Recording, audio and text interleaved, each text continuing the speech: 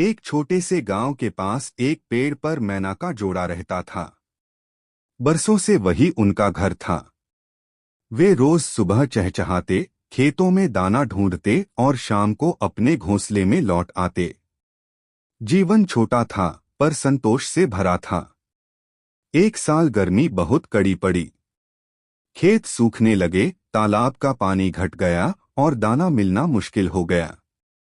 एक दिन मैना ने अपने साथी से कहा, अब क्या होगा? अगर ऐसे ही रहा तो हम भूखे मर जाएंगे। साथी मैना ने शांत स्वर में कहा, चिंता मत करो, भगवान सबका ख्याल रखते हैं। हमें मेहनत करनी है और भरोसा रखना है।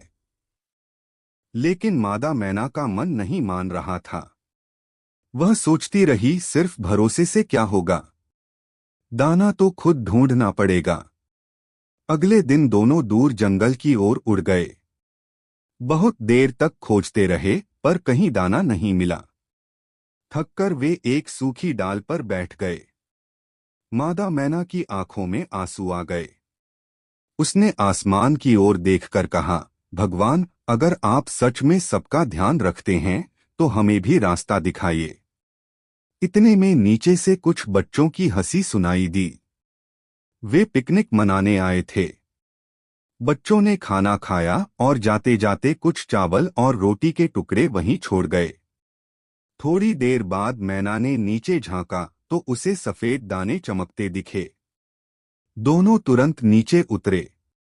वहां उनके लिए भरपूर खाना था। उन्होंने पेट भरकर खाया और कुछ दाने चोंच में दबाकर अपने घोंसले के लिए भी ले गए।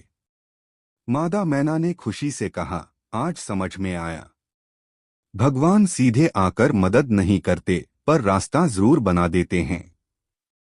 साथी मैना मुस्कुराया, हाँ, भरोसा रखने का मतलब बैठकर इंतजार करना नहीं, बल्कि मेहनत करते हुए विश्वास रखना है। उस दिन के बाद से जब भी मुश्किल आती, मादा मैना घबराती नहीं थी। वह मेहनत करती और मन ही मन कहती, भगवान मुझे रास्ता दिखाइए, और हर बार किसी न किसी तरह समाधान मिल ही जाता। धीरे धीरे बारिश आई, खेत फिर हरे हो गए और जीवन पहले जैसा चलने लगा। मगर अब मैना के दिल में एक नई शांति थी। उसे पता था कि सच्चा भरोसा डर को छोटा और उम्मीद को बड़ा बना देता है।